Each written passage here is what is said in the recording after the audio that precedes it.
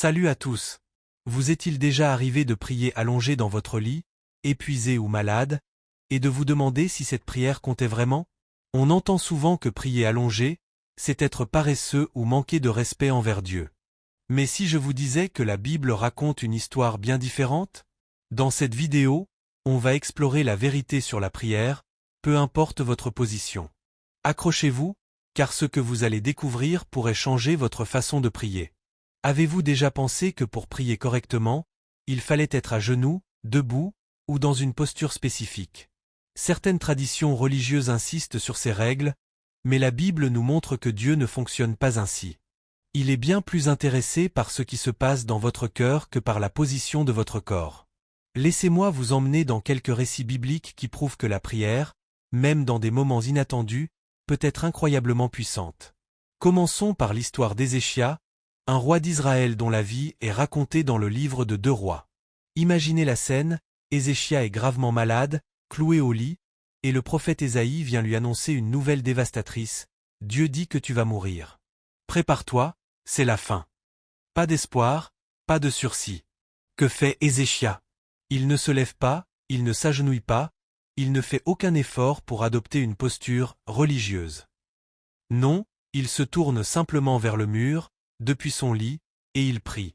Il parle à Dieu avec une honnêteté brute, dans sa faiblesse et sa peur.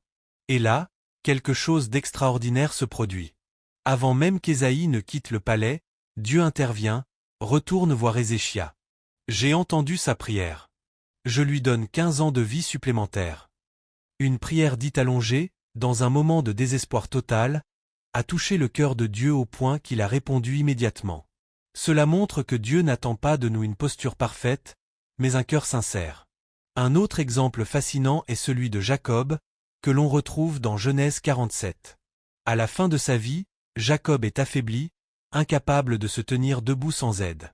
Pourtant, même dans cet état de fragilité, il adore Dieu, appuyé sur son bâton. Ce n'est pas une image de force ou de perfection physique, mais une image de foi. Dieu accepte son adoration, non pas parce qu'il est dans une position idéale, mais parce que son cœur est tourné vers lui. Ce passage nous rappelle que la prière n'est pas une question de performance physique, mais de connexion spirituelle. Et puis, il y a Anne, dans 1 Samuel 1. Cette femme est brisée, désespérée, au point qu'elle peut à peine parler.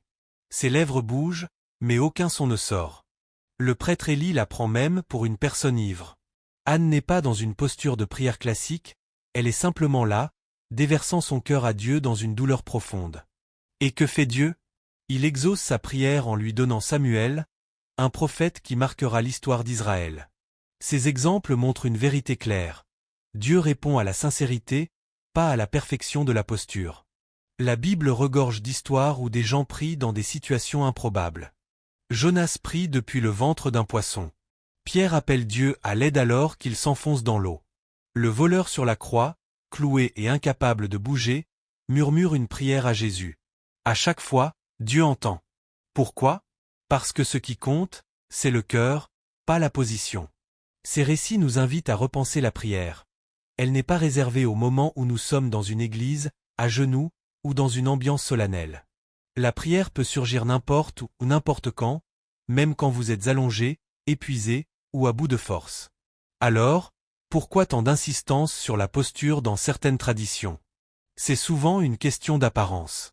À l'époque de Jésus, les pharisiens aimaient prier en public, debout, dans les synagogues ou au coin des rues, pour montrer leur piété. Mais Jésus les a critiqués dans Matthieu 6h5, disant « Ne priez pas comme les hypocrites qui cherchent à être vus ». Ce n'était pas le fait de prier debout qui posait problème, mais leur manque d'authenticité. Ils priaient pour impressionner les autres, pas pour parler à Dieu.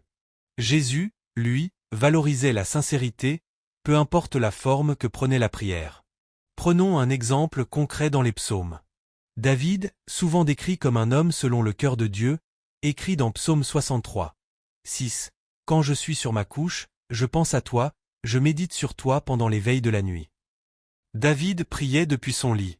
Si l'auteur de tant de psaumes, un homme si proche de Dieu, priait allongé, pourquoi devrions-nous penser que c'est moins valable? Un autre passage, Psaume 4h4, va encore plus loin. Examinez votre cœur sur votre lit, et restez en silence. Ici, la Bible encourage explicitement la réflexion et la prière dans une position allongée. C'est une invitation claire à se connecter à Dieu dans l'intimité, sans se soucier des conventions. La prière, c'est avant tout une conversation avec Dieu. Ce n'est pas un spectacle, pas une performance. Paul, dans 1 Thessaloniciens 5h17, nous exhorte à « prier sans cesse ». Réfléchissez-y. Si vous devez prier sans arrêt, vous ne pouvez pas être à genoux ou debout tout le temps. Cela signifie que la prière doit s'intégrer à votre quotidien. Que vous soyez en train de cuisiner, de conduire, de travailler, ou même allongé dans votre lit à 3 heures du matin. Dieu ne vous demande pas de respecter une chorégraphie religieuse. Il veut entendre votre voix, vos pensées, vos luttes, où que vous soyez. Ce qui rend la prière puissante, c'est son authenticité. Pensez à vos moments les plus vulnérables. Quand vous êtes épuisé après une longue journée, malade, ou inquiet au milieu de la nuit. Ces moments où vous n'avez plus la force de performer sont souvent ceux où vous êtes le plus honnête avec Dieu. Et c'est précisément ce qu'il recherche. La prière allongée, dans ces instants de faiblesse, peut être incroyablement profonde, car elle est dépouillée de toute prétention. Vous ne cherchez pas à impressionner, vous venez simplement à Dieu tel que vous êtes. Jésus lui-même a montré que la prière n'a pas besoin de formalité. Il priait dans des jardins, sur des montagnes, dans des moments de solitude. Il n'a jamais imposé de règles strictes sur la posture. Au contraire, il a enseigné que Dieu est proche de ceux qui l'appellent avec un cœur sincère. La prière, c'est une relation, pas une liste de cases à cocher. Alors, la prochaine fois qu'on vous dira que prier allongé est moins spirituel, rappelez-vous que la Bible elle-même célèbre la prière dans toutes les postures, pourvu que le cœur soit vrai. Il y a quelque chose d'unique dans la prière quand vous êtes au bout du rouleau. Quand vous êtes physiquement faible, fatigué, ou malade, vous n'avez plus l'énergie de jouer un rôle. Vous êtes juste vous, brut, authentique. Et c'est dans ces moments que Dieu se révèle souvent le plus proche. La Bible le confirme dans Romains 8h26, quand nous sommes faibles, l'Esprit nous aide. Nous ne savons pas toujours quoi prier, mais l'Esprit intercède pour nous. Dieu ne vous demande pas de rassembler vos forces pour adopter une posture parfaite. Il vous rencontre là où vous êtes, même si c'est allongé, incapable de bouger. Pensez à votre vie quotidienne. Peut-être travaillez-vous de nuit, et vos moments de prière surviennent quand votre corps crie pour du repos. Ou peut-être êtes-vous parent, et le seul moment de calme que vous avez est quand vous vous effondrez sur votre lit après une journée épuisante. Peut-être luttez-vous contre une maladie chronique qui rend impossible de vous agenouiller ou de rester debout longtemps. Est-ce que vos prières comptent moins pour autant? Pas du tout. En fait, ces moments de faiblesse peuvent être les plus puissants spirituellement, car ils vous forcent à abandonner toute façade et à vous tourner vers Dieu avec une honnêteté totale. Un autre passage, 2 Corinthiens 12h9, nous donne une clé incroyable. Dieu dit à Paul, « Ma puissance s'accomplit dans ta faiblesse ». Votre état physique, que vous soyez fatigué, malade ou allongé, ne limite pas Dieu. Au contraire, c'est souvent dans ces moments que sa force brille le plus. Quand vous priez allongé, épuisé, vous créez un espace pour que Dieu agisse. Vous ne vous appuyez plus sur vos propres forces, mais sur les siennes. Et c'est là que des miracles peuvent se produire. Prenons un exemple pratique. Imaginez-vous réveillé à 4 heures du matin, rongé par l'inquiétude. Vous êtes allongé, incapable de dormir, et vous commencez à parler à Dieu. Peut-être que vous ne trouvez même pas les mots justes, mais vous partagez vos peurs, vos doutes. Cette prière, dite dans un moment de vulnérabilité, est tout aussi puissante qu'une prière prononcée à haute voix dans une église. Pourquoi? Parce que Dieu regarde votre cœur, pas votre posture. Il entend vos murmures dans l'obscurité, vos soupirs de fatigue, vos cris silencieux. La beauté de la prière, c'est qu'elle est accessible à tous, partout, tout le temps. Vous n'avez pas besoin d'être dans un lieu saint ou dans une position particulière. Que vous soyez dans votre lit, dans votre voiture, ou même sous la douche, Dieu est là, prêt à écouter. La prière n'est pas une question de règles religieuses, mais de relation. Jésus a donné sa vie pour que vous puissiez parler à Dieu directement, sans barrière, sans condition. Alors, ne laissez personne vous faire croire que votre prière est moins valable parce que vous êtes allongé ou fatigué. Dieu voit votre cœur, et c'est tout ce qui compte. Alors, qu'avons-nous appris aujourd'hui? La prière, ce n'est pas une question de posture parfaite ou de règles religieuses. C'est une question de connexion authentique avec Dieu. Les exemples d'Ézéchia, de Jacob, d'Anne, et même de David nous montrent que Dieu répond aux prières sincères, peu importe d'où elles viennent ou comment elles sont prononcées. Que vous soyez allongé dans votre lit, épuisé, ou debout dans une église, Dieu écoute votre cœur.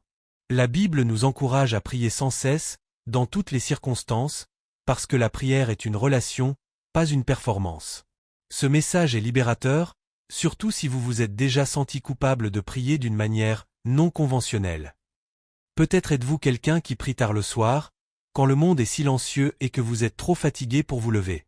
Peut-être êtes-vous confronté à des défis physiques qui limitent vos mouvements. Ou peut-être que vos moments de prière surgissent dans des endroits inattendus, dans les embouteillages, au travail, ou même en promenant votre chien. Peu importe la situation, sachez ceci. Si votre cœur est tourné vers Dieu, il vous entend point et la prochaine fois que vous vous retrouvez allongé, inquiet ou épuisé, ne laissez pas la culpabilité vous empêcher de parler à Dieu. Dites-lui ce qui vous pèse, même si c'est juste un murmure. Comme Ézéchia, vous pourriez recevoir une réponse qui change tout. Comme David, vous pourriez trouver la paix dans l'obscurité. Comme Anne, vous pourriez voir un miracle naître de votre vulnérabilité. Maintenant, je veux entendre vos histoires. Dans quel endroit ou quelle position inhabituelle avez-vous prié et vu Dieu répondre? Peut-être dans un moment de stress intense, ou dans un lieu improbable comme sous la douche. Partagez vos expériences dans les commentaires, ça pourrait encourager quelqu'un d'autre. Et si cette vidéo vous a touché, n'oubliez pas de liker, de vous abonner à notre chaîne, et d'activer la cloche pour ne rater aucune de nos prochaines vidéos. Ensemble, brisons les mythes religieux et découvrons la liberté de prier telle que nous sommes, où que nous soyons. Alors, priez allongé, priez assis, priez en marchant mais surtout, priez.